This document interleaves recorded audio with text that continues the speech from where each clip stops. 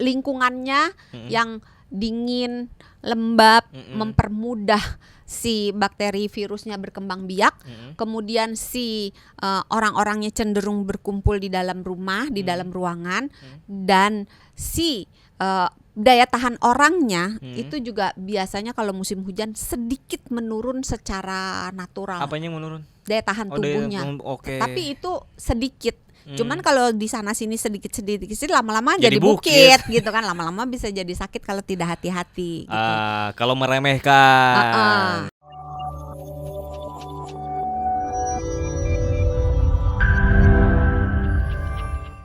Kadang panas, kadang sebenarnya bingung ini cuacanya udah apa sih? Cuacanya galau. Padahal kan harusnya musim hujan dong harusnya ya kan. Tapi kadang panas, kadang hujan. Tapi kalau sekarang kan bulan udah masuk Desember, harusnya udah mulai rutin.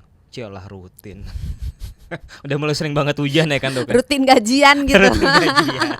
Ya harusnya udah mulai sering hujan lah ya, Dok ya. Tapi kan hujan itu identik sama penyakit musiman.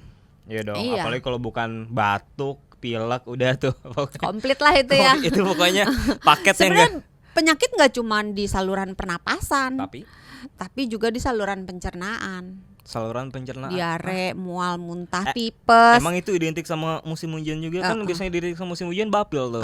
Enggak batuk, pilek. Iya, tapi selain itu juga banyak penyakit yang lain, sama kepleset loh. Iya benar. Bener loh. Itu tapi bahaya. sepele.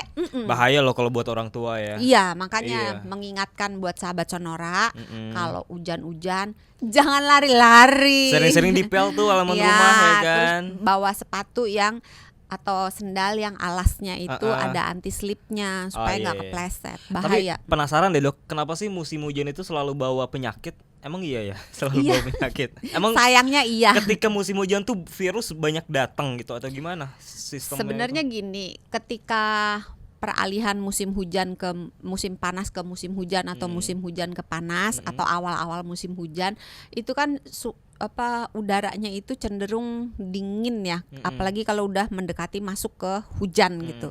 Nah, suasana yang dingin dan lembab itu bisa menyebabkan virus, jamur, bakteri itu lebih mudah berkembang biak gitu. Nah, terus kalau misalnya hujan, orang juga cenderung kan berkumpul di dalam ruangan, kan?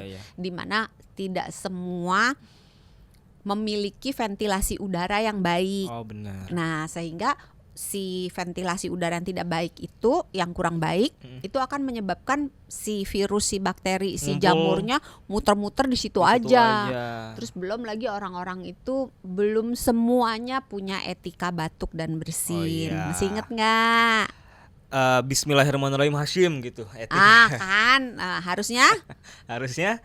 Kalau bersin tuh make ini di lengan siku ya. Bukan di lengan atas bagian dalam. Saya ingat apa kata Doksan. Pokoknya pakai lengan yang jarang kita pakai buat nyentuh barang. Sebenarnya kiri kanan boleh sih. Iya, pokoknya yang jarang buat nyentuh barang itu yang dipakai buat bersin gitu kan.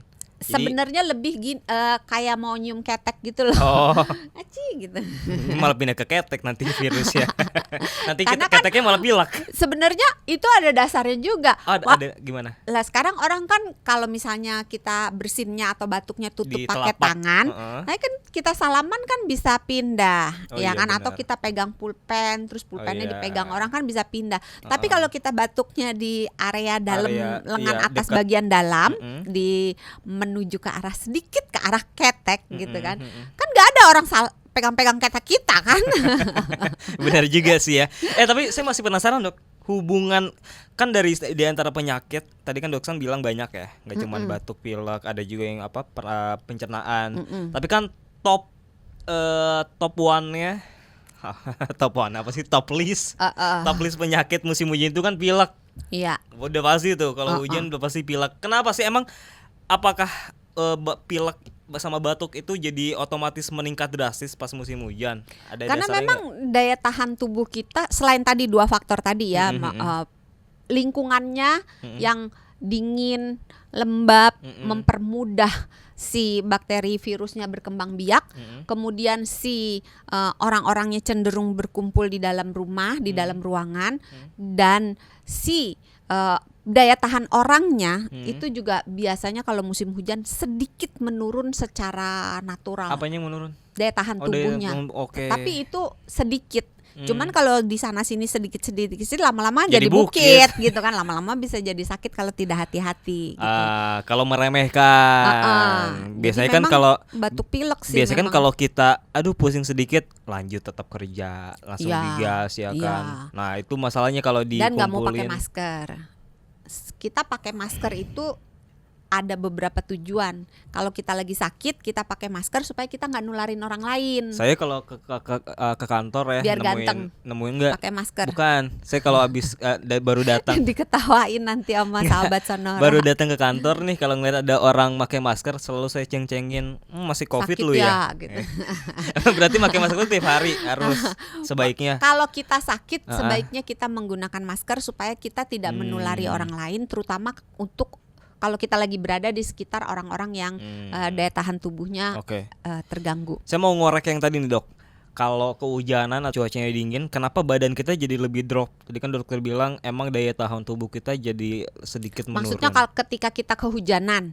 Iya, setiap kali kehujanan atau pas lagi cuaca dingin aja gitu. Kenapa badan kita tuh jadi lebih cepat drop gitu? Karena memang secara alami daya tahan tubuh memang turun kalau kita kedinginan. Oh gitu. Udah secara alami, template-nya. Udah dari pabriknya gitu. Dari pabriknya gitu. Dikit ya, sedikit. Oh, sedikit. Tapi kalau ditambah lagi ngumpul banyak orang, terus orang-orang yang lain misalnya ada 1-2 yang sakit, ya tambah-tambah kan. Oh iya, benar. Nah, ini sekarang ini kan ada apa sih kasus influenza tipe A ya, yang lagi rame banget. Itu tuh ada bedanya gitu sama kayak pilek biasa? Nah, pilek atau influenza biasa kan ada influenza juga ya. Ini ketambahan sama tipe A influenza lagi. Sama flu sama. Flu itu singkatan dari influenza. Lebih kan influenza susah kan. Flu. Dokter gitu Santi, kan, Doksan. Ya gitu. Jadi flu adalah influenza. Nah, kalau sama pilek beda. Oh gitu, beda. Pilek sendiri oleh masyarakat kita memiliki arti yang berbeda-beda. Seharusnya pilek itu merujuk pada istilah selesma. Selesma. Sales apa tuh? Sales mobil atau sales apa tuh? Kalau boleh tahu. Sales panci buat rice cooker itu loh.